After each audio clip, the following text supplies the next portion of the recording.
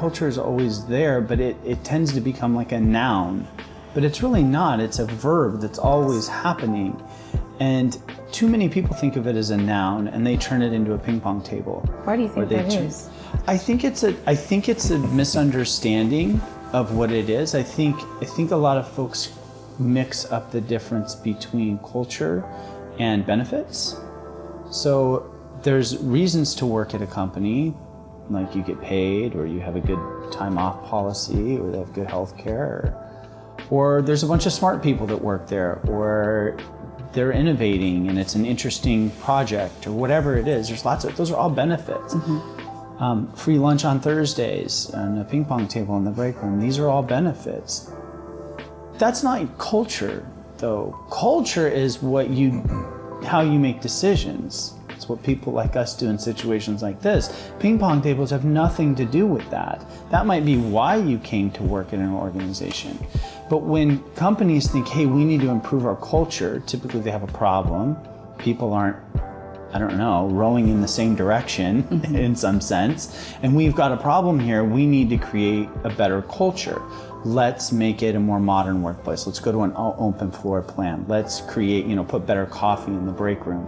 Those things, you're not addressing the issue. The issue is way more systemic, but it's invisible. It's very difficult to focus on. It takes a lot of time, it takes a lot of energy and a lot of concentration.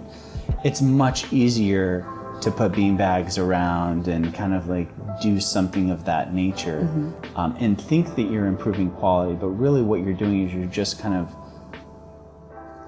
propping it up with another benefit so that people will, but that's not going to fix the underlying problems if you have one, and it's not going to take you to another level if that's what you're really going for.